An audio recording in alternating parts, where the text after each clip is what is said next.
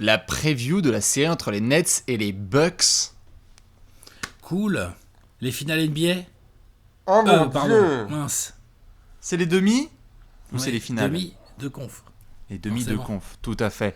On s'installe tranquillou en vous faisant la bise. Comment ça va, Alex? Écoute, ça va plutôt bien. Ouais. Prêt à vivre, après quand même à vivre, non sans une petite pointe d'excitation, cette petite série quand même qui, ça s'annonce quand même. Déjà, vu ce qu'ils se sont mis en régulière, même si on sait que les affrontements de régulière, autant la dynamique de régulière elle est importante, mais les affrontements entre les joueurs qui étaient là, pas là, machin, tout ça. Mais quand même, vu ce qu'ils se sont mis, t'as envie d'en voir un peu plus. C'est sûr. Ouais, ça sera Donc, une grosse série. ça devrait être pas mal. Évidemment, on vous laisse vous installer et craquer vos doigts. Vous avez été nombreux à attendre justement la preview de cette série. Ça fait déjà quelques jours qu'on la connaît parce que on sait que ça a bien géré au premier tour entre les Bucks et les Nets. Vous le connaissez, hein, évidemment, le classique, le déroulé de ces previews. C'est d'abord la dynamique des deux équipes. Qu'est-ce qui s'est passé récemment? Nous rompicham, petit spoiler. Ensuite, on va enchaîner sur le fameux hashtag Alex. Le point. Le hashtag Tactico-technique. Cher à Exactement. Monsieur Karim Benzema avec l'Euro qui approche là. Hein. Tout à On fait, sait et à que, Didier Deschamps, voilà. il va falloir être extrêmement tactico-technique. Ensuite, on va enchaîner avec le joueur à suivre. Là-dessus, dans cette section, c'est simple, on se focus un petit peu sur un joueur. Attention, là aussi, spoiler. Il y a du choix, là. Il y a du choix, tout à fait. Et on termine enfin avec l'annonce de l'avenir, du futur. Que va-t-il se passer en 2022? Et surtout, le pronostic de cette série qui va l'emporter et aller en finale Exactement. de conférence. Le pronostico, quoi. Évidemment. Je rebondis sur ce que tu viens de dire, parce que c'était la phrase qui avait créé quelques débats lorsque nous avions fait l'apéro science-fiction avec ce cher Simon, toi-même et Bibi. J'avais mis sur la table le fait que, selon moi, cette série, Bucks-Nets, si tout se passait bien, allait être potentiellement la meilleure série de ces playoffs 2021. Le niveau d'excitation, il est énorme, alors qu'on n'a pas eu encore un entre-deux. Niveau d'excitation, il y a vraiment de la grosse star sur le parquet ensemble et les unes contre les autres. Ouais. Style de jeu assez opposé, des grosses ambitions des deux côtés. Tu vois, autant, bon, le Heat, les Celtics, ils ont un peu le seum de se faire sortir. Mais là, l'équipe qui va pas passer ce tour-là. Il y a une équipe qui va sortir là en demi-finale et qui va devoir se regarder dans la glace et dire ok. Je suis demi-finaliste de conf. Bon. On jouait clairement le titre et donc les Bucks de Giannis n'ont peut-être pas encore été en finale NBA, ou alors les Nets de Kyrie, KD, Harden. Il n'y a qu'un seul ballon, donc du coup ça va peut-être être un peu compliqué. Il va y avoir du sel là, je pense, sur les 2 prochaines semaines au niveau des analyses. Obligatoirement, quand tu as des équipes avec des niveaux pareils et que donc il y en a une des deux qui va pas passer les demi de conf à l'Est, ça c'est sûr que voilà. C'est ce qui fait que justement on attend de fou furieux cette série qui commence, je le rappelle, ce samedi soir, Game 1 à 1h30 du matin. On regardera tout ça de très près. On sera sur les réseaux sociaux, donc évidemment, notez-le dans votre agenda. Alex, j'ai envie de dire, pour bien mettre les timers, on commence tout de suite avec la dynamique des deux équipes dans cette section. On regarde un petit peu dans le rétro ce qui s'est passé ces 2 dernières semaines. Oh, bon, fais voir. Ça va, hein, tranquille. Tu vois, ça me fait bailler. Des dynamiques, les deux dynamiques sont très bonnes. Ah, ça. Dans leur style chacune, hein, ces deux équipes ont sûr. quand même ultra dominé leur première série. Bon, les Bucks c'est un sweep, les Nets c'est un 4-1. Hein, ils ont eu un gros match des Celtics, un gros match de Jason Tatum et tout. Bon voilà, c'est 4-1. Maintenant, les Nets, c'est exactement ce qu'il leur fallait. Je veux dire, ils ont joué 5 matchs avec leurs 3 stars sur le terrain, ce qui n'était pas arrivé si souvent que ça. Je crois que c'est 8 matchs qu'ils ont ensemble. Bien sûr, en régulière, un truc comme ça, donc c'est quand même pas beaucoup. On est sur, grosso modo, on va pas commencer à rentrer dans les chipoteries, mais sur 75 points par match pour les 3, de moyenne. Ça va, au calme. Non, 85, attends. Oui, 85, pardon. Autant c'est 85, c'est un nouveau record de NBA sur une série de playoffs entre les 32 points de KD. C'est pas record, je crois que c'est deuxième. Je crois que c'est deuxième derrière les Nuggets de Danny Seul, Alex English, je crois, hein, non, je me trompe. ESPN a annoncé en sortie de round, je crois, à confirmer, mais okay. Je vais me permettre que les 85,2 points, si je me souviens de mémoire, représentaient un nouveau record entre les 32 de Kyrie, les 32 de KD, les 28 de Harden et les 25 de Kyrie, justement. Je croyais que les Nets, dans une série perdue, dans les années 80, les Nets de Alex English, Kiki Van de Vege et Danny Seul avaient fait mieux. Il me semblait. Mais bon, c'est pas bien grave. Hein. Autant vous dire que c'est très très sale, surtout qu'en plus c'est fait avec des pourcentages au tir indécents, absolument indécents. Je veux dire, attention, genre Kyrie, c'est celui des trois qui shoot le moins bien en gros sur ce premier tour. Il doit être genre à 49% au tir et à 39 ou 40% à 3 points. Mais c'est celui des trois, c'est voilà quoi, il y a du déchet quoi. Les deux autres sont complètement dingues. Harden, il y a 10 passes d'ess, hein. En plus des 28 points, il y a 10 passes d'ess Harden. Bien sûr. Et puis KD, il y a 2 contre, comme ça pour rigoler, avec 7 rebonds. Enfin, je veux dire, le trio s'est parfaitement bien mis en route. Le trio a été productif. Le trio a hyper bien attaqué. C'était très propre de leur part face aux Celtics. Je veux dire, hormis le Game 3 dont on a parlé, parce que, évidemment, comme vous l'avez vu cette semaine, il y a 2 équipes dont on a fait les apéros de début de vacances. Comme par hasard, c'est les apéros des équipes qui se sont fait sortir par les Bucks et les Nets.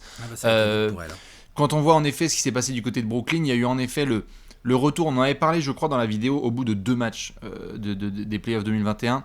C'est le retour officiel de Kevin Durant en playoffs, c'est le retour d'un des, en dormant, 3 meilleurs joueurs de la planète lorsqu'il foule un orteil sur le terrain. Ça y est, il est de retour, et il est de retour quand même à un niveau qui est assez dingo. C'est-à-dire que là, t'as pas l'impression qu'il est exceptionnel, mais il est quand même à 33 points de moyenne, quoi, avec des pourcentages qui sont bien corrects. Il a fait des sorties à 40 points et 70% au tir.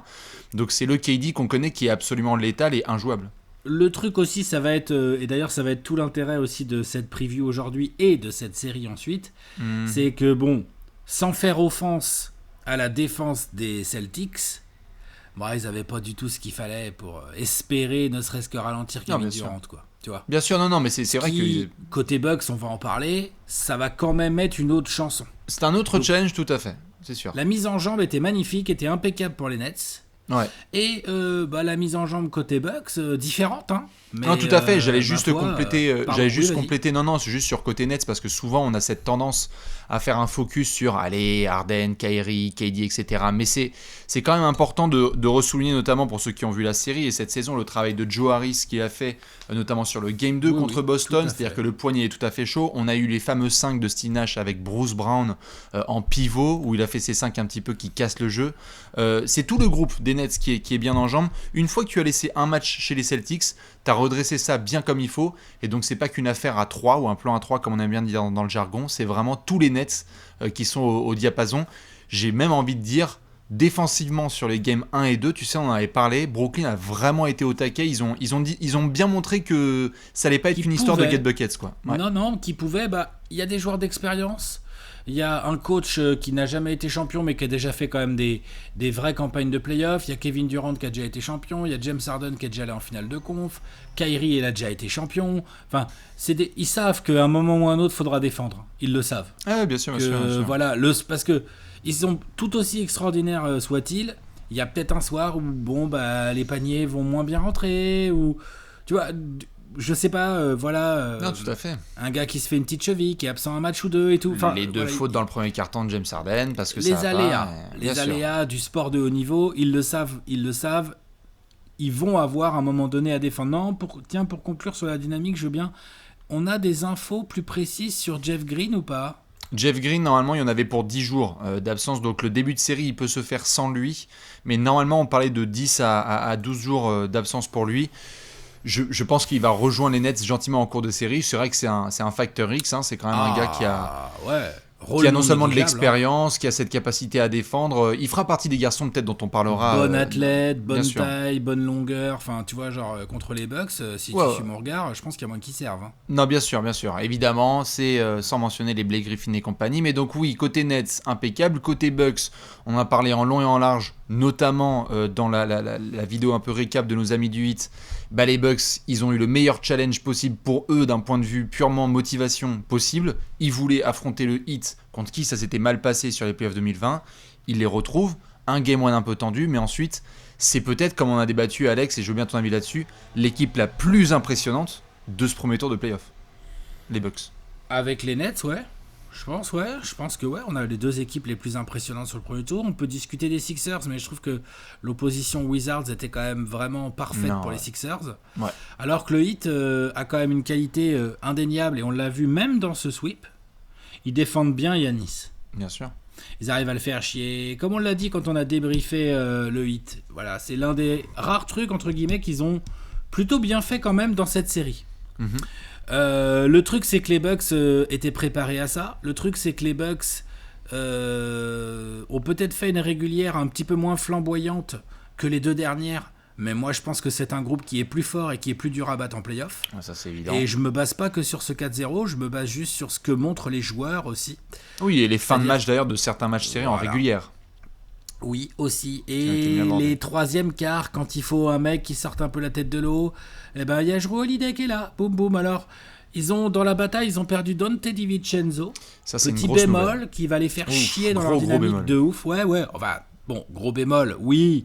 C'est vrai qu'il est important. Tu perds un titulaire face aux Nets, c'est énorme. C'est chiant, c'est ultra chiant. Ah. Tu perds un titulaire face aux Nets, c'est ultra chiant. Mais c'est pas Jrue, c'est pas Middleton et c'est pas Giannis. C'est déjà ça. Bien sûr. Tu vois. T'as des gars qui sont en forme, c'est sûr et certain. Après, la news de Donte, c'est vrai qu'elle fait super mal. Ah, elle fait mal. Même au-delà de la perte du titulaire, tu perds en profondeur un petit peu parce que tu es obligé de rentrer bien sûr. Tes rotations sont différentes. 5 majeur. Ah oui. C'est différent. Et puis t'as le Donte DiVincenzo game qui peut te faire du bien parce que t'as le mec qui a bien défendu et qui a rentré ses 3 points. C'est vraiment une sacrée perte pour. Il est rebond, il est agressif au rebond et tout. Il apporte beaucoup de choses, Donte DiVincenzo. Ouais. Maintenant, on va pas quand même. Enfin, je veux dire, voilà, les Bucks ont toujours une équipe extrêmement compétitive. Tu l'as dit, bon, ils ont galéré sur le match 1 contre le Heat, mais ils s'en sont sortis grâce à Middleton et surtout ça leur a mis un boost de confiance tel que derrière c'était shut it down. C'était un rouleau compresseur d'une violence absolument inouïe. Ouais, c'est ça. Les Nets savent à quoi s'attendre. Il y a une équipe en face qui arrive pleine de confiance, qui arrive pas du tout en victime expiatoire. Enfin, je veux dire, tu vas dans le vestiaire de Milwaukee, tu demandes, ils pensent tous qu'ils vont passer. Hein. Ouais, bien sûr, ils vont tu jusqu'au titre. Ouais, voilà, c'est ça, exactement. Non, mais tu vois, je sais pas, dans le vestiaire des Celtics, je dis pas que les Celtics n'espéraient pas battre les Nets. Hein. Je dis juste que, tu vois, genre le rapport de force semblait quand même vachement déséquilibré. Les Bucks ont des armes.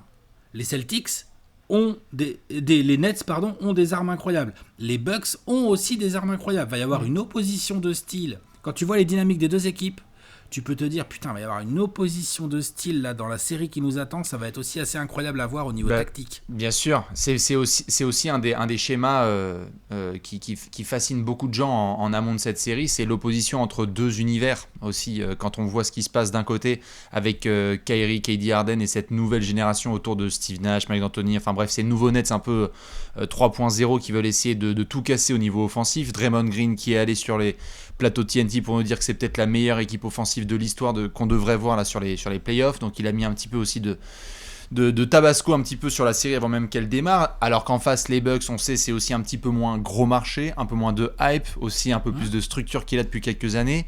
C'est moins flashy. Hein. C'est un peu moins flashy aussi, en effet. Après, dans les dynamiques, comme je l'avais fait un peu le rapport par rapport aux Nets, impossible de parler de la dynamique sans parler des garçons qui sont autour du Big Three. Certes, Giannis a été bien défendu et on a eu un très gros duo Middleton-Holiday, mais Bryn Forbes, mais Brook Lopez, mais Bobby Portis et compagnie, PJ Tucker aussi qui a fait son travail.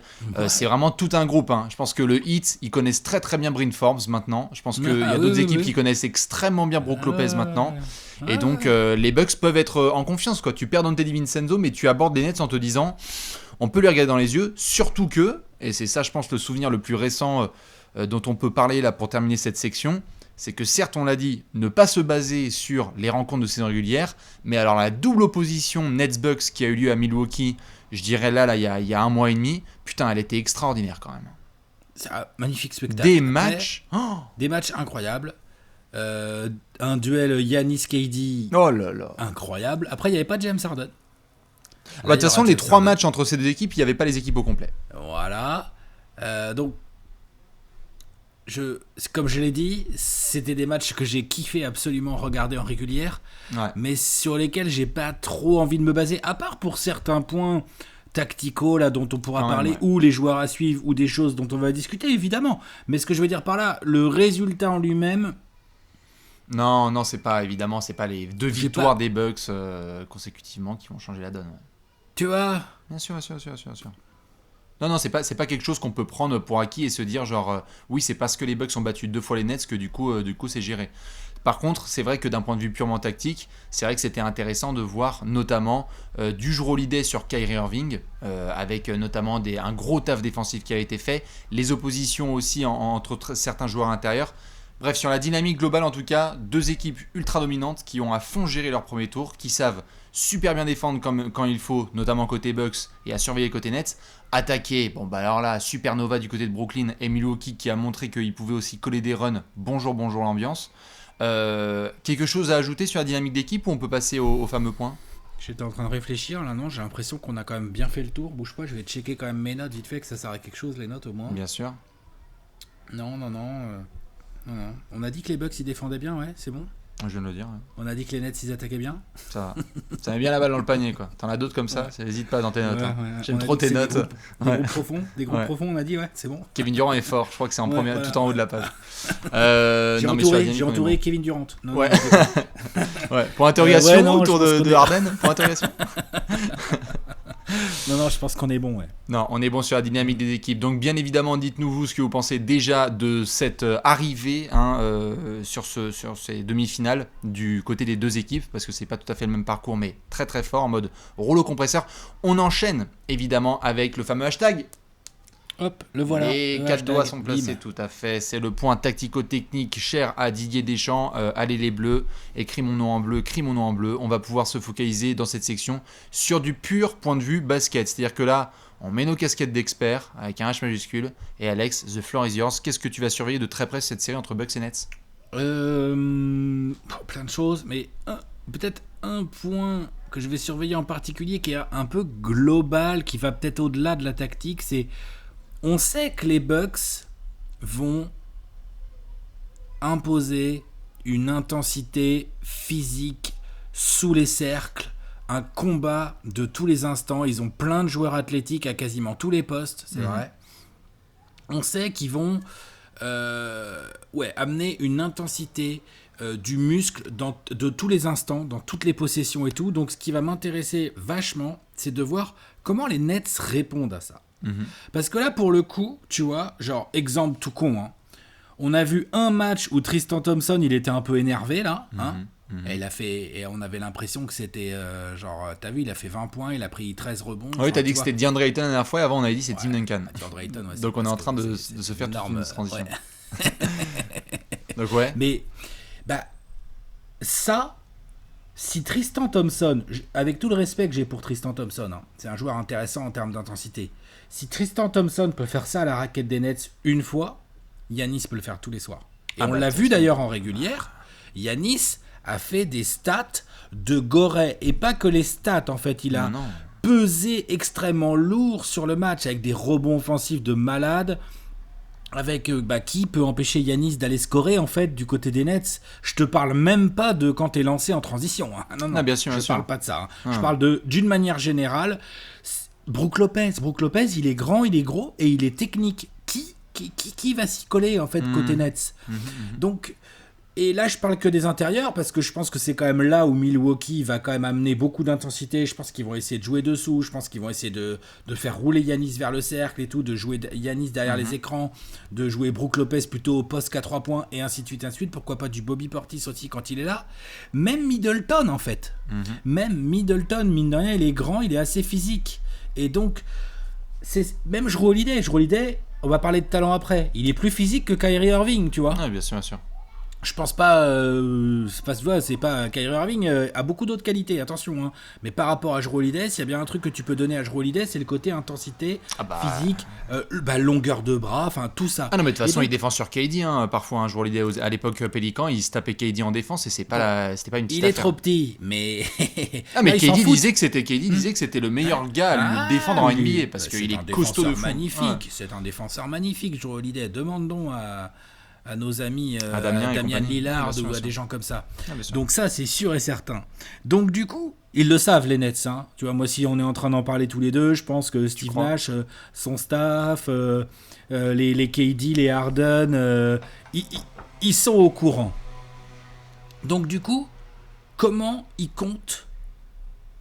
Ils peuvent pas jouer frontal, ça. Tu vois ce que je veux dire? Ils vont pas dire, non mais attends, c'est bon, nous aussi on va mettre du muscle. Tiens, vas-y, KD, fâte-toi, Giannis, tout le... Non. Tiens, vas-y, Claxton. Non, ça va pas être possible. Donc, ça va vachement m'intéresser de comment les Nets contournent ce problème physique en ajustant de la tactique. Parce que tu as parlé tout à l'heure dans la dynamique de ce 5 là, où il y a du Bruce Brown. En gros, la raquette, c'est Bruce Brown et Kevin Durant. J'aime bien, hein, je trouve ça ambitieux. Putain, contre les Bucks... Bah, tout dépend. Je sais pas, je veux bien, voilà. Tout dépend, parce qu'en fait, Budenholzer, ça se trouve, il se retrouve dans cette situation-là et il se dit merde, en fait, ils m'ont mis Bruce Brown dans le 5 et je me retrouve dans la merde. Brook Lopez est injouable. Parce qu'en fait, ils ont réussi à mettre un joueur plus petit et ça va être un truc hyper intéressant en effet à voir parce que j'ai l'impression, et tu me dis, hein, ça me fait penser ton point au fait qu'il y a un côté très très hyper athlétique chez les Bucks, quelque chose d'hyper intense où ils te rentrent dedans et tu sais pas quoi faire. Voilà, athlétique et athlétique méchant, et intense, c'est méchant, ouais, méchant, exactement. Ouais. Bah, le Heat peut en attester. Et c'est comme si, côté Nets, en termes d'ajustement, on les a déjà vus être capables de contourner ça. Non pas que je veuille faire une opposition technique versus muscle, mais il y a une capacité de QI basket et de technique à contourner ça côté Brooklyn qui me semble fascinante sur cette série parce que tu donnes à un James Harden ou à un Kevin Durant ou à un Kyrie Irving la possibilité de punir les match-up, les rotations et techniquement leurs adversaires, c'est peut-être les meilleurs à ce jeu-là. Ah bah ce sont les meilleurs à ce jeu-là. James Harden notamment et KD sont des ouf à ce jeu-là. Oui voilà, là je veux dire tu peux mettre Luka si tu veux dans la peinture. Au passage, James Harden sera pas forcément le plus gêné parce que c'est un bestiau. On se rend pas compte le bestiau que c'est James Harden, tu vois. Jouer physique sur James Harden, jouer physique sur du KD et du Kyrie, non pas qu'ils soient pas athlétiques les deux, hein, mais je l'imagine un peu plus, tu vois. C'est pas pour ça que tu vas gagner ta match-up, hein. Mais tu vois, mais Harden, c'est un bestiau, Harden, hein. C'est un bœuf, donc c'est plus compliqué. Non, je parlais plus en global en fait, genre les Bucks vont mettre une intensité, un impact physique de tous les instants. Les Nets le savent, les Nets n'ont pas forcément le répondant qu'il faut pour accueillir ça de manière frontale. Donc t'as raison, tactiquement, ils vont réfléchir, ils vont peut-être essayer d'imposer du small ball pour que Brook Lopez soit un peu injouable sur la série. Pourquoi pas ou alors ils vont plus faire jouer les Claxton, les DeAndre Jordan, les Blake Griffin. Ils vont espérer fort que Jeff Green il soit available très rapidement. Tu vois, ça peut aussi être ça. Et donc c'est ce paramètre-là qui va vachement m'intéresser. Parce que quand même si les Nets ont évidemment des arguments absolument incroyables tactiquement, individuellement, techniquement, tout ce que tu veux, s'ils se font trop défoncer physiquement... Le truc, c'est que Milwaukee peuvent te défoncer pendant 48 minutes. Hein. Ah, bien sûr. Ils en ont rien à faire. Hein. Ah, bien sûr. Donc, ils sont quand même obligés. C'est forcément dans leur tête, là, au moment où on parle. Et c'est forcément quelque chose qui, non pas les inquiète, j'allais dire, mais c'est pas le bon terme, tu vois. Mais c'est quelque chose qui, forcément, ils se disent, ok, donc ça, faut qu'on se prépare, faut qu'on s'y attende. Comment on gère ça ? Voilà. Ouais, bien sûr. Parce qu'on va se faire rentrer dedans. Bien sûr. Surtout que autant Milwaukee a pu... autant Milwaukee a pu... se dire en abordant la série face au Heat qu'il suffisait quelque part de mettre cette intensité et ce run-là pour caler un 16-2 et le Heat commence à tirer la langue. Les Nets, tu leur mets 17 points d'avance, les mecs ils vont te faire si on se concentre un peu, on peut revenir, donc vous pouvez nous rentrer dans la gueule, mais en fait si on s'applique bien dans l'attaque, vous n'allez pouvoir rien faire parce que même si vous exécutez bien, même si vous êtes bon, on est en demi-finale des playoffs, on a 3 des meilleurs joueurs offensifs de toute la planète, essayez de contrer ça. C'est là que l'opposition de style va être incroyable et l'opposition, enfin la différence par rapport à ce que ces deux équipes ont vécu dans les premières séries. Ouais. Dans la première série, les Nets, à chaque fois qu'ils ont mis des runs un peu sérieux aux Bucks ou aux Celtics, pardon, tu vois, c'était fini, entre guillemets, tu vois, genre quand ils ont pris des grosses avances avec des gros runs, c'était fini. Avec Milwaukee, c'est pas pareil. Non. Milwaukee, c'est une autre chanson. Parce que là, je parle que du physique de Milwaukee, mais ça va. Hein. Middleton, il sait jouer au ballon. Il y a des shooters dans tous les sens, il n'y a qu'à demander au Heat. Jrue Holiday, il sait jouer au ballon. Giannis, autant le Heat le défend bien, autant je vois pas trop comment les Nets vont faire. Donc ça va être intéressant aussi de voir ça. Cette espèce d'opposition entre une attaque absolument incroyable et une équipe capable des deux côtés du terrain d'être incroyable. Non, bien sûr. Ça va être très chaud. Et tout ça pour des coachs en plus qui ont des choses à prouver, quoi. C'est-à-dire que Steve Nash, c'est ta première avec Mike D'Antoni, en tout cas ce duo-là en tant que coach, sur une scène où il va y avoir autant de lumière et de caméra, parce que tout le monde attend cette série, et Mike Budenholzer, on l'a dit et répété, tu ne peux pas te permettre d'échouer face à un coach rookie, entre guillemets, avec tout le respect qu'on a pour Steve Nash. Il ne peut pas se permettre pour la 3e année d'affilée avec une équipe monstrueuse de rien faire, entre guillemets, en play-off. C'est sûr et certain, tu ne peux pas. Donc, à surveiller Ok, évidemment ça c'était l'intensité. mon point tactico, mais c'était un peu long. T'as quoi, toi? Oh bah écoute, moi je vais faire tout aussi long. Ouais, vas-y. Bah, c'est bien. Attends, Non, on a mais pris bien une sûr. heure et demie, c'est Moi, normal. je t'avoue qu'évidemment, on va en parler après sur le focus des joueurs à suivre. On l'a dit dès l'intro, il y a des stars dans cette série et on va les surveiller de près. Mais je dois avouer que personnellement, ce qui ne m'étonnerait pas que ça fasse la différence dans cette série, c'est le supporting cast des deux côtés. Les joueurs qui ne s'appellent pas Middleton, Jrue Holiday, Giannis Antetokounmpo du côté de Milwaukee, les joueurs qui ne s'appellent pas Kevin Durant, Kyrie Irving, James Harden du côté de Brooklyn. On sait, même s'il peut y avoir des différences de statistiques finales, on sait que ces joueurs-là, les 6 Lascar, ils vont produire. Tu vas avoir leur attaque, leur défense, tu vas avoir des match-ups, ça va se rentrer dedans, tu vas avoir des fins de match complètement gérées par ces garçons, et on va être les premiers à les applaudir grâce à leur performance. Il va y avoir un énorme Giannis, un énorme KD, on va avoir un Kyrie game, enfin bref, ça dessus c'est indéniable. Mais par contre, le supporting cast, qu'est-ce qui fait que tu peux remporter ce challenge énorme en demi-finale sur une scène aussi importante et ensuite essayer d'aller chercher le titre? Parce qu'il y a plein de gens qui disent que le vainqueur de cette série peut peut-être aller jusqu'au bout. Bah moi je veux bien l'entendre, et notamment sur le fait qu'une équipe qui sort de cette série, ça ne peut pas être que 3 joueurs. Il faut que ce soit un groupe complet. Donc il faut que tu obtiennent des bonnes minutes de tes garçons et que chacun connaisse son rôle. Pas trop de doute du côté de Milwaukee, tu sais très bien que même si tu as perdu Dante DiVincenzo, et c'est quand même, comme on l'a dit, un sacré coup de poing dans le ventre, tu as des garçons qui connaissent bien leur rôle. Brook Lopez, tu sais ce que tu vas avoir. Bobby Portis, tu sais ce que tu vas avoir. Bryn Forbes, qu'est-ce que ça donne là? C'est-à-dire que Bryn Forbes, très bien quand tu as réussi à mettre un run au hit, mais la lumière n'est pas du tout la même là. La pression n'est pas du tout la même. Là, quand tu es ouvert, c'est pas qu'on espère que tu mettes ton shoot. Il faut que tu plantes ton shoot. Il faut. Et il le faut. Tout à C'est fait pareil d'accord. en face. Ça veut dire Et que Landry... Connaughton, quand ça switch, mon grand. Exactement. Ah bah ouais, c'est Il James faut- Harden en face. hein, Exactement. Donc c'est pas le Tyler même. Hero. Exactement. Donc c'est pas le même niveau de pression. Autant pour des garçons comme Bryn Forbes et Pat Connaughton, il faut que tu rentres tes shoots. Tu peux pas te permettre d'avoir des gros trous d'air. En face, Landry Shamet, c'est pareil. Pareil. Il faut qu'il les rentre. Les quelques minutes, les 6-8 minutes de Bruce Brown ou de Tyler Johnson Là, ou je autre. sais, mais même Joe Harris, hein. Et Joe évidemment, Harris, Joe Harris, à la il- limite, je le mets dans la catégorie un peu plus Brook Lopez de la quatrième Ouais, grosse arme à côté de quatrième ces gars. grosse arme, mais pas, la quatrième grosse arme déjà dans ton Bien dans ton sûr. truc de supporting cast, la quatrième arme elle est déjà très importante parce qu'elle Ah, peut mais te bien faire sûr. gagner des matchs. Complètement. Et donc, du coup, Le soir où Joe Harris il est en feu, tu sais que la défense des Bucks c'est la misère. hein. complètement. C'est chiant. Et ce qui me fascine dans ces histoires de supporting cast, c'est qu'on a des coachs qui n'hésitent pas à aller taper dans leur effectif parce que ça s'est ajusté tout au long de la saison. Le nombre de line-up qui ont été testés par Steve Nash est complètement aberrant. Il y a eu un nombre de 5 majeurs incroyable. Parfois, il te met du Blake Griffin. Parfois, il sent qu'il faut pas le faire jouer. Du Nick Claxton. En face, on sait que Budenholzer, même s'il a des rotations un petit peu bien hachées, tu sais, minute par minute, on sait aussi qu'il peut aller un petit peu deep. Sauf, Bien sûr, j'espère mais bien que dans cette série il va se lâcher par contre. hein. Là c'est Eh ben, maintenant. ça va être surveillé, mais comment tu utilises ton supporting cast? Comment est-ce que tu mets ces gars en avant?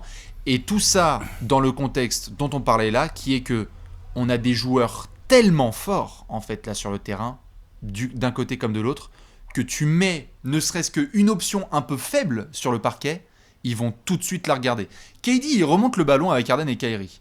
Et il voit que sur le terrain, il y a d'un côté, tu vas avoir Jrue Holiday, Chris Middleton, Kate Middleton et Giannis Antetokounmpo.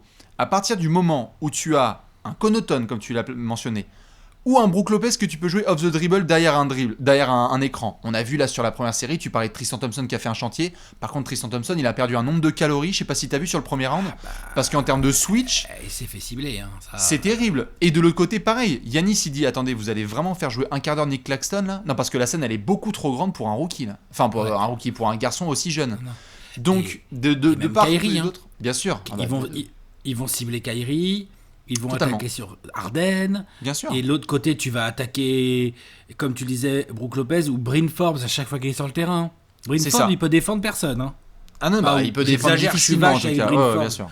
Mais je veux dire, il peut pas défendre grand monde côté Nets. hein. C'est ça. Et donc du coup, si tu veux, quand je vois les deux supporting cast, on a parlé de séries parfois qui sont serrées comme ça et qui se font la différence à la Landry Shamet game, Pat Connaughton game. À ces garçons, il va peut-être y avoir un game winner ou un rebond offensif ou quelque chose qu'il faut aller chercher. Je ne serais même pas étonné que les deux coachs, Steve Nash et Mike Budenholzer, disent les gars, ok, on va pouvoir compter sur les grands. Mais alors par contre, la marge d'erreur pour le supporting cast, elle est infime. Elle est infime. Donc, je veux voir qui va avoir le meilleur groupe autour de son Big Three. Et je pense que celui qui aura l'équipe la plus complète va l'emporter, forcément. Tu pourrais avoir même des énormes perfs de Giannis, Chris Middleton et Jrue Holiday. Si c'est pas le groupe complet qui cartonne, ça va être trop compliqué de battre les Nets. Ouais, non, mais je sais pas ce que t'en penses par rapport au supporting cast, mais c'est...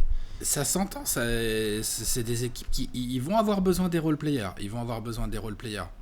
Et donc, ce sera pas la première fois, en fait, que sur des affrontements de stars comme ça, quand tu as des stars au rendez-vous, en fait, c'est les role-players qui font la différence. Ou, bien sûr, quand tu n'as pas les stars au rendez-vous, c'est-à-dire que le match sans de... Tu vois, le match où Middleton, il a du mal à scorer, par exemple. Bon, il est assez régulier, Middleton, mais enfin, en playoff, il nous a déjà fait des trucs un peu des sorties sans, ouais, tout à fait. Si ce jour-là, Brook Lopez est en feu, ça se voit moins. Bien sûr. C'est moins t'es grave. content, bien sûr. T'es moins exposé, ouais, bien sûr. Le soir où, je sais pas, où... Allez... LOL, ça rentre pas pour Kyrie. Attention, ça arrive pas souvent, cette affaire. Mais si ça va arriver. Si c'est le soir où Joe Harris est en feu, c'est moins grave. Bien sûr, exactement. Tu vois, donc ça aussi, ça compte. C'est complètement ce que je disais là, c'est dans le sens comment est-ce que les autres garçons peuvent permettre de limiter le nombre de scénarios un peu casse-gueule pour certaines franchises, sachant qu'en plus, on l'a vu, regardez sur les playoffs de l'année dernière, on a le fameux KCP des finales NBA, on a le Duncan Robinson de la bulle, on a ces garçons. Il faut tout le temps avoir Danny des Green en supports. 2014 aux Spurs et tout. Il y en a tout le temps. Et il le faut là, parce que sur une série aussi intense, tu pourras pas t'en sortir juste avec ton trio. Quelque part, tu sais, c'est comme si no disrespect envers les Celtics et les Bucks, mais je pense que même s'il y avait eu un supporting cast assez moyen, il serait passé. Honnêtement. Celtics et le Heat, tu veux dire ? Pardon, les Bucks et les Nets sur le premier tour. Ouais. Je pense que même s'il y avait eu un Joe Harris qui est complètement à côté de la plaque... Il passait. Et ça passe, on est d'accord. Brook Lopez aurait pu faire de la merde et prendre 6 fautes. Non, mais ils étaient beaucoup trop forts. Voilà, alors que là, tu peux pas. Non. Tu ne peux pas. Nope. Tout à fait, nous sommes d'accord là-dessus, donc c'est le supporting cast du côté de Bibi et bien évidemment du côté d'Alex, l'intensité physique des Bucks commence à répondre du côté de Brooklyn. Dites-nous ce que vous voyez dans ce point de vue tactico-technique. Nous on va devoir enchaîner avec le joueur à suivre. On sort les jumelles et là dans ces effectifs extraordinaires, on doit cibler un garçon en particulier. Qui vous voulez, je sais pas, dites-nous, mais par contre Alex, c'est à toi de nous dire qui tu vas surveiller en premier. Compliqué de... Genre, ce serait mentir de dire que je vais surveiller forcément un joueur tellement plus que les autres, honnêtement, dans cette série, franchement, c'est dans tous les coins. Mais pour les besoins de cette sympathique petite rubrique, je vais prendre Kevin Durant. Kevin Durant, ce qu'il a fait aux Celtics, là, au premier tour, bon, alors c'est vrai que je l'ai dit tout à l'heure, les Celtics, ils avaient pas le personnel pour défendre Kevin Durant. Bon, en même temps qu'il a en NBA, peut-être les Bucks, d'ailleurs, je vais en parler. Tout à fait. N'empêche que ce qu'il leur a fait, c'est de la boucherie, c'est indécent. Enfin, je veux dire, même de l'autre côté du terrain, en fait, il a très très bien défendu Kevin Durant contre les Celtics. C'était la série idéale pour lui. Il s'est donné, c'était la série idéale pour lui, je suis d'accord. C'était parfait, il a pu monter en régime, il a rentré tous ses tirs, il a pris tout ce qu'il voulait, les petits turnarounds, les machins. Il avait soit un mec trop lent, soit un mec trop petit, tu vois, voilà. Là, Kevin Durant, qui est, je veux dire, un des meilleurs scoreurs de tous les temps. C'est un MVP des finales. C'est pas le meilleur scoreur de tous les temps ? Selon certains experts, oui. Selon la personne qui parle actuellement, oui. Vas-y, je t'en prie. C'est une machine offensive. On se demande bien comment, à part espérer qu'il rate, comment tu peux défendre Kevin Durant ? Une première option est de tenter de lui mettre Giannis Antetokounmpo sur le slip, puisque ça occupe bien. Et Giannis fait partie des rares joueurs, j'allais dire... dans la galaxie qui a la longueur et la mobilité et le mental, l'envie défensive, si tu veux. Maintenant, les capacités défensives. Maintenant, c'est très risqué parce que t'as pas envie non plus que Giannis il ait 2 fautes au bout de 3 minutes, tu vois, genre t'as pas envie. Donc Middleton va aussi s'y coller. Je pense même qu'ils vont lui envoyer du Bobby Portis à l'abattoir de temps en temps, tu vois, des gars comme ça. Du Jrue, je sais pas, parce qu'il y aura d'autres trucs à faire sur les lignes arrière, je sais pas si t'es au courant. Si, mais je sais pas si t'es au courant de comment Jrue s'est occupé de KD par le passé, vraiment. Tout à fait, il peut, mais t'es les Bucks, t'as envie d'envoyer Jrue sur Kyrie, quoi. Kyrie, j'ai failli prendre Kyrie en joueur à suivre, hein, bien sûr. parce que lui aussi... En fait, ce que je veux dire, c'est que, d'ailleurs, j'aurais pu prendre Kyrie, mais j'aurais eu le même discours que pour KD. Un petit bémol près, c'est que vraiment, KD, il a été encore plus hallucinant que Kyrie, je trouve, sur le first round. Ou Kyrie, ses 2 premiers matchs, bon, tu vois, genre, ça démarre doucettement, quoi. Puis non, c'est le match 3, le match où ils perdent, je crois. Enfin bon, bref, on s'en fout. Oui, c'est le match 3 où il est pas très bon. Kevin Durant, il est venu à l'Est, il est venu à Brooklyn, Il était blessé l'année dernière, il n'a pas joué de la saison. Mhm. On sait qu'il est très ambitieux. On sait qu'il a envie de faire un truc qui soit vraiment à lui. Pas un truc dans l'équipe de Stephen Curry, tu vois ce que je veux dire. Mhm. Un truc qui soit vraiment à lui. Bah là, il y a un putain de challenge devant lui. Il y a un double MVP, défenseur de l'année, avec des gros pépères autour de lui. Ils vont jamais accepter de se faire défoncer par Kevin Durant, les Bucks. Je peux pas y croire un seul instant. Non. Donc ils vont jouer très dur sur lui. Ils vont lui rentrer dedans. Ils vont lui rentrer dedans aussi pour l'obliger à défendre. Et donc je pense que et mentalement, et techniquement, et tactiquement, et physiquement, Kevin Durant est devant son plus grand défi depuis qu'il a quitté Oklahoma City. Oh là, depuis qu'il a quitté Oklahoma City? Bien sûr. Quand il a joué LeBron, il jouait LeBron avec les Warriors. Il jouait. Je m'attendais pas à la fin de phrase. Je m'explique comme ça bien sûr, pour éviter tous les coms en majuscules. Je m'explique tout de suite. Vous pouvez séquencer ça. Ouais. Quand il a joué LeBron, bien évidemment, il a mis des shoots énormes. Hein, je dis pas le contraire et tout. Mais quand même, je veux dire, les Warriors, ils étaient archi favoris. Je veux dire, même les matchs où LeBron met 50, ils perdent les Cavs. Tu vois ce que je veux dire? Là, les soirs où Giannis va faire du 40-15, attention à ce que Kevin Durant il ait fait le taf aussi de son côté et que ça soit pas une défaite des Nets avec un KD qui a eu un peu de mal ou qui s'est fait un peu manger physiquement, parce que techniquement personne mange Kevin Durant en NBA, hein, ça on est tous d'accord là-dessus, hein. Et je dis pas que c'est ce qui va arriver, je dis juste que moi je vais vraiment beaucoup regarder, bon bah déjà parce que à chaque fois que Giannis va se mettre comme ça devant KD, bon bah qu'est-ce que tu veux regarder d'autre, hein? Franchement, non, c'est sûr. Ouais. Je sais pas. Et puis ne pas regarder Kevin Durant jouer au basket en ce moment, c'est un peu ne pas kiffer ce sport. Exactement. L'autre, il est dans un feu absolument monumental. Et de la même manière que je disais que les Nets avaient clairement identifié le danger physique, impact et tout, bah, les Bucks, ça va. Ils ont fait un peu scouting report. Ils ont dit, bon, alors, comment on défend Kyrie? Ouais, comment on défend? Putain, James Harden, ouais, c'est un peu chiant. Kevin Durant. Alors, Kevin Durant, qui veut s'y coller? Là, je suis sûr que ça a commencé à réfléchir, les tactiques. Est-ce que tu prends à deux en fonction de qui il y a comme role player sur le terrain? Est-ce que t'as pas envie de laisser shooter Joe Harris? Enfin, il y a une bataille tactique incroyable qui se met en place. Et pour moi, cette bataille tactique se met en place dans un premier temps autour du duel Kevin Durant-Giannis Antetokounmpo. Donc Kevin Durant, ouais, je l'adore trop, c'est un joueur magnifique. On a suffisamment critiqué le bonhomme pour reconnaître que le joueur, il est complètement fou. Bien sûr. Et voilà, j'aurais pu prendre Giannis pour parler du challenge. Enfin, tu vois, on peut prendre tout le monde là dans Middleton. Va sûrement falloir qu'il défende du Harden souvent. Ah non, mais c'est une dinguerie. C'est une dinguerie. Et d'ailleurs, c'est intéressant aussi de voir en effet ce que KD va donner notamment dans un aspect qu'il a développé à Golden State en termes de pur... c'était déjà un défenseur... Ouais, tout à fait. C'est-à-dire qu'il était déjà un défenseur correct à OKC, évidemment. Mais là, quand tu vois, comme tu en parlais, là, de cette espèce d'intensité qu'ont les Bucks en attaque, il y a Giannis et compagnie qui vont vouloir monter à l'arceau et foutre le bordel et provoquer des fautes. Comment, justement, KD va apposer aussi sa domination des deux côtés du terrain. C'est la série, en effet, où KD doit dire « Bah ouais, les gars, je suis de retour, et alors vous allez tellement rien faire. » C'est ça. KD, c'est une série dans laquelle KD peut faire. Comment ça, il y a une discussion pour le meilleur joueur à l'Est? Il y a zéro discussion en fait. Le trône, il est à moi en fait, c'est tout. Ouais, voilà. Là, c'est l'occasion pour lui de faire passer ce genre de message.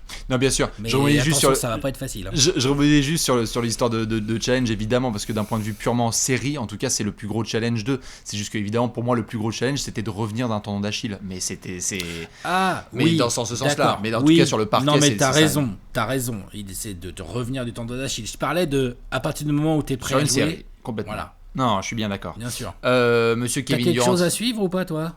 Ou tu vas pas trop regarder cette série de toute façon? Oh non, tu sais, moi je regarde pas trop les matchs, comme les gens le savent.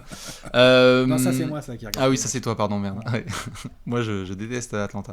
Non, moi le monde est bien fait, les choses sont bien faites. Je vais être évidemment sur Giannis. Est-ce qu'il serait pas devant un petit défi lui aussi, ou c'est moi en fait? Le challenge est évidemment énorme. Et à la limite, au-delà de tout le côté narration et narrative que les gens connaissent, est-ce que Giannis peut se permettre de perdre en demi-finale? Là, encore une fois, même si ce sont les Nets, c'est pas le Heat, mais ce sont les Nets, alors que tu viens de prolonger, quel va être le backlash derrière pour Yanis si on dit putain les gars c'est cette équipe là qui devait aller jusqu'au bout et tu sors déjà, c'est compliqué. Moi au-delà de ça, je vais me permettre une affirmation. Vas-y. Et affirme. Tu sais que celle-là je pense que vous pouvez la séquencer. Vas-y, parce affirme. que j'espère qu'il va la baquer. Je crois qu'on est absolument pas prêt pour la série de Yanis. Et je pense qu'il va faire. Non, et je crois que c'est peut-être le plus. Tu parlais de plus gros challenge là pour KD. Moi, je crois que ça peut être le plus grand déclic dans la carrière de Yanis là. Si là Yanis il fait une grosse série là, et je pense qu'il est capable, parce que s'il a bien montré quelque chose, notamment face aux Nets et à leur capacité défensive cette saison, c'est que c'est pas du tout Miami là. Ils peuvent pas défendre Yanis. Ils peuvent pas défendre Yanis. Il a fait peut-être selon moi son meilleur match de sa saison. Il avait mis 49 points sur les Nets en étant clutch de fou furieux et en défendant comme un diable.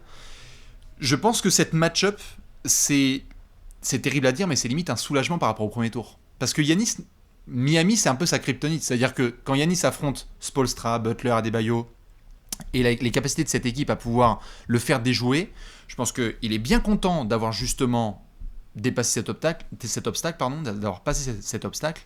Mais quand tu joues les Nets, il sait qu'il va avoir les espaces pour pénétrer, il sait qu'il va avoir les espaces pour galoper, il sait qu'on va aussi lui demander des vraies responsabilités défensives. Je crois que c'est le siège parfait pour que ce garçon qui a été énormément critiqué, parfois à tort, parfois à raison, nous montre que non, ce n'est pas juste un rugbyman qui galope à la tête d'une équipe qui fait que shooter à 3 points. Yanis est un joueur complètement dingue, qui vient d'être 2 fois MVP et défenseur de l'année, qui en est conscient, qui a pris une décision énorme il y a quelques mois en prolongeant à Milwaukee, alors qu'il y avait plein de gens qui pouvaient s'attendre à ce qu'il bouge. Là, c'est maintenant. Tu vas affronter KD, tu vas affronter un nombre d'observateurs et de gens qui veulent voir justement ce que ça va donner lors de ton premier shoot à 3 points, lors de ton premier shoot à mi-distance, lors de tes lancers de fin de match. C'est même pas Miami là, c'est vraiment Brooklyn, KD, toutes les caméras vont être dessus. On a parlé de la hype monumentale autour de cette série. Comment Yanis réagit face à ça? Je crois qu'il est prêt, j'ai envie qu'il soit prêt, et quelque part je préfère même pas imaginer s'il est pas prêt en fait. Parce que si là Yanis se fait outplay par un garçon comme KD qui débarque à l'Est et qui dit mais en fait mec c'est pour moi mes boys, ça va être terrible pour lui en fait. Bah oui. Et évidemment, c'est pas tout noir et tout blanc. Yanis voilà, peut aussi faire une grosse série et tu peux perdre. Parce que c'est énorme en face. Par exemple, contre le Heat. Le Heat a très bien défendu Yanis. Ça sera pas le cas des Nets, je suis d'accord avec toi. Je pense que Yanis peut scorer comme un goret dans cette série. Ça peut être dingue. Même s'il rentre pas ses lancers ou ses 3 points. Non, complètement. Vu qu'il va pouvoir dunker 23 fois par match. Bref. Yanis... Il a mis 49, 36 et 34 points cette saison contre les Nets. Ils n'ont pas le personnel. Ils n'ont pas les protecteurs de cercle. Ils n'ont pas l'intelligence défensive. Ils n'ont pas la volonté défensive non plus. Ce qui est logique, côté Nets, ils ont d'autres qualités. Les Nets, ils sont là pour scorer plus que toi. Je dis pas qu'ils défendent pas les Nets. Je dis qu'ils sont dans un délire où ils veulent faire mentir le proverbe comme quoi c'est la défense qui gagne des titres. Tu vois, je schématise aussi là un peu, mais ils sont plutôt dans ce délire-là pour moi, tu vois. C'est vrai. Non, bien sûr, c'est un gros schéma. Potentiellement, il serait potentiellement une équipe, tu vois, avec une attaque complètement démentielle et qui peut-être va laisser filer un peu des choses en défense, mais gagner des matchs incroyables quand même. En fait. Parce qu'on a été trop bon en attaque, on se permet d'eux, c'est sûr. Ils peuvent penser à ça en tout cas. Et Yanis, lui, du coup, de l'autre côté. Mais tu vois, contre le Heat, il a été très bien défendu, Yanis. Il a tellement pesé au rebond et en défense. Le truc, c'est sa polyvalence à Yanis. Mais bien sûr. C'est pour ça que je parle de scoring. Il a un calvaire à Adebayo. Bien sûr. Alors... Je parlais de scoring parce que, évidemment, tu peux pas te permettre de faire une série comme face au Heat. Je suis désolé. Là, il fait ses moyennes offensives face au Heat. Ça ne passe pas Milwaukee. Non, merci. Au revoir. Je ne veux pas de Pat Connaughton ou de Bryn Forbes à 30 points de moyenne. Ça ne passera pas. Par contre, on le sait qu'il doit faire sa série complète. Donc, en attaque, en défense, dans la distribution du jeu, dans le leadership. Il y a aussi 2 petits aspects à ne pas zapper évidemment, c'est que on sait aussi la rivalité qu'il y a mine de rien et les tacles qui ont eu lieu entre James Harden et Giannis Antetokounmpo. On sait aussi que Giannis Antetokounmpo il a très bien retenu ce que James Harden a pu lui dire ces dernières années. Comme quoi moi aussi en fait si je faisais 2m13 et je galopais, je pourrais être MVP. Je pourrais dunker moi aussi, c'est plus facile que d'être technique. Attention à Giannis qui retrouve Harden là et qui dit comment ça se passe. Est-ce que je suis juste un bourrin? Et attention à Harden aussi, tout à fait. Mais quand tu me dis par exemple que tu fais les bras comme ça quand il y a KD qui attaque et Yanis qui va défendre sur lui, Si Harden qui commence à être chaud bouillant et qui dit non, il y a des soucis de faute avec Middleton, etc. Et moi, je vais m'occuper de James Harden en fait. Qui peut lever la main et dire genre Giannis peut pas défendre sur James Harden? Non, il peut défendre tout le monde. Giannis peut même défendre sur Kyrie à la limite, tu vois. Mais bien sûr. Peut-être le plus compliqué à défendre en 1 contre 1, quoi. Bien sûr. Même si KD quand même en 1 contre 1 c'est compliqué. Non, mais tu peux pas. Kyrie il est tellement fuyant, technique, machin, smooth et tout que c'est très compliqué. Mais ça c'est une des grandes forces des Bucks qui va être très intéressant de voir comment les Nets vont se démerder avec ça. C'est qu'en fonction des 5 qui vont être mis sur le terrain, mais quand ils jouent avec Jrue, Connaughton, Middleton, Tucker, Giannis, par exemple, tu peux tout à fait jouer les Nets avec ça. Hein. Y a pas de problème. Bien sûr. Eh ben, tu peux tout switcher, hein, presque tout switcher, quoi. Ils peuvent se permettre. C'est un peu l'idée des Bucks, quoi. Après, c'est tous ces éléments autour de Giannis et des Bucks qui me fascinent avec cette série. Je serais même pas, tu vois, étonné qu'en effet, après on va faire le pronostic, il existe ce scénar là qu'on disait en rigolant que les Nets passent, mais Giannis a été énorme. Oui. Bah, si Giannis il a été énorme face aux Nets, je pense que personne va commencer à vouloir le tacler et à dire mec t'as de choc ou quoi que ce soit. S'il fait sa série qu'il est complètement dingo, on se dira bon bah t'es tombé face à un trio offensif comme on a rarement vu dans l'histoire de la NBA et c'est comme ça. Et dans la physionomie de cette série, faut se rappeler que les Bucks n'ont pas l'avantage du terrain. Je vais tellement focus sur les 2 premiers matchs de Giannis. Donne le ton d'entrée. T'es en déplacement à Brooklyn, on y va. On y va. Faut qu'il y aille. Et ce duel est incroyable. Ce duel, entre Giannis et KD, là, c'est vraiment un truc de blockbuster. Ouais. On va reprendre le gif là avec les 2 gros monstres qui se rentrent dedans là. Exactement. Dites-nous vous qui vous avez en joueur à surveiller. Comme tu l'avais annoncé, on fait une preview de 1h30 et donc forcément on va devoir terminer avec le pronostico. Alex, je te laisse prendre tes notes et je rappelle évidemment aux gens qu'est-ce qui se passe. Le pronostico, c'est tout simple. Vous êtes posé devant cette série, vous vous dites j'aimerais bien savoir quel sera l'avenir. 4-1, 4-2, 4-3, 4-0 et si oui, pour qui? Alex, le floor is yours. Explique aux gens qui passe et ton pronostic. Je pense que les Bucks vont passer. Ok. Voilà. Je pense bien évidemment que ça va être une série serrée. Je suis entre le 4-2 ou le 4-3. Alors le 4-3, c'est-à-dire que tu finis à Brooklyn. Après, quand tu vois comment l'avantage du terrain, les mecs en ont rien à battre là depuis le début de ces playoffs. Tu peux imaginer des Bucks. Je pense pas que ça leur fasse tellement peur de jouer à Brooklyn et je pense pas que les Nets ça leur fasse tellement peur de jouer à Milwaukee. Hein. Franchement, je dis pas qu'il y aura pas d'avantage du terrain dans cette série. Hein, c'est pas ce que je dis, mais tu peux imaginer des équipes en fonction de la motivation et de la dynamique du match d'avant gagner à l'extérieur sans aucun problème. Bien sûr. Donc, je te dis Bucks. Je te dis grosse série de Giannis. Je pense que Jrue Holiday peut être assez dingue aussi et très très très très très relou à gérer en fait pour les Nets. Ce qui va faire beaucoup de choses des 2 côtés du terrain. Et je pense qu'il y a un autre garçon dont on a déjà un petit peu parlé aussi qui potentiellement a des petits comptes à régler avec Brooklyn, c'est Brook Lopez. Donc ça fait beaucoup de choses qui me penchent pour les Nets, pour les Bucks, n'importe quoi, qui penchent contre les Nets en fait. En fait les Nets, ils ont Giannis et sinon... Genre, je sais pas dans quelle ordre tu les classes, mais dans les 4 meilleurs joueurs de la série, il y en a 3 qui sont à Brooklyn. Parce que Jrue Holiday et Middleton, c'est pas leur faire offense que de dire que ce sont des joueurs intrinsèquement moins forts que Kyrie, James Harden et KD. Quand même, pas déconner. Autre chose et ils sont moins bien classés dans les classements. Il y a que Giannis qui est dans cette classe, quoi. Bien sûr. Voilà. Clairement. En termes d'expérience, avantage quand même Nets. Je pense, puisqu'il y a quand même des mecs qui ont gagné des bagues déjà. Quand même. Ouais, sous 2 aspects. En fait, je dirais oui au niveau des bagues, je dirais non au niveau de la continuité dans le groupe. Continuité dans le groupe, clairement Bucks. Physique, clairement Bucks. Et tu sais quoi, même la dynamique, je la mets quand même aux Bucks, parce que en fait, c'est pour ça que je les mets gagnants. Je pense que là, ils ont décidé de prendre le hit au premier... Enfin, décidé, toi, ils ont fait ce qu'il fallait, on en a parlé, là, tu sais, quand on a fait le bilan du hit et tout. Ils ont voulu le hit pour se faire du bien, pour débloquer un truc, tu vois. Et en fait, comme tu l'as dit, Giannis, il va... Je vois pas comment Giannis fait pas sa série. S'il fait pas sa série, de toute façon, les Bucks n'ont aucune chance, pour moi. Mais Giannis, je pense qu'il va faire sa série. Ça va jouer sur d'autres paramètres. Ça va jouer sur la détermination. Ça va jouer sur quelques stops. Évidemment, ça peut jouer au talent face à Kyrie, KD et James Harden. Bien évidemment. Mais on est quand même en play-off. Ça va jouer aussi à la dure. Et là, cette année, je pense que les Nets, ils vont être, entre guillemets, un poil court en termes de continuité, d'osmose, de Steve Nash, de petites choses comme ça, qui vont faire que, bah voilà, je la donne aux Bucks cette année. Moi, alors, bon, voilà. 4-2, je vais... Oui. 4-2. Allez.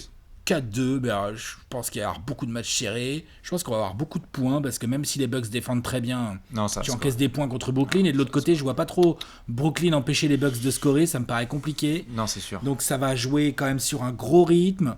Pareil, le rythme, j'ai l'impression que c'est plutôt un truc qui a l'avantage des Bucks finalement. Ouais, s'il l'impose bien, ouais, c'est sûr. Tu vois, donc voilà, 4-2, je 4-2 dis Bucks moi, mais bon, alors là, si tu me dis que toi tu fais par exemple 4-2 Brooklyn, je vais pas te dire oh là là, n'importe quoi, grand fou. Non, je vais dire. Il y en a 7. Oui, mais tu mets qui gagnant? Il y en a 7. Non, mais il y en a 7. Ah, regarde là. Il y en a 7 et d'ailleurs il devrait y en avoir 14. Mais les gens veulent savoir qui tu mets. C'est 4-3 Bucks. Toi aussi tu mets les Bucks. On met tous les deux les Bucks. Je reste sur ce qu'on s'est dit lors de l'apéro science-fiction. Ouais.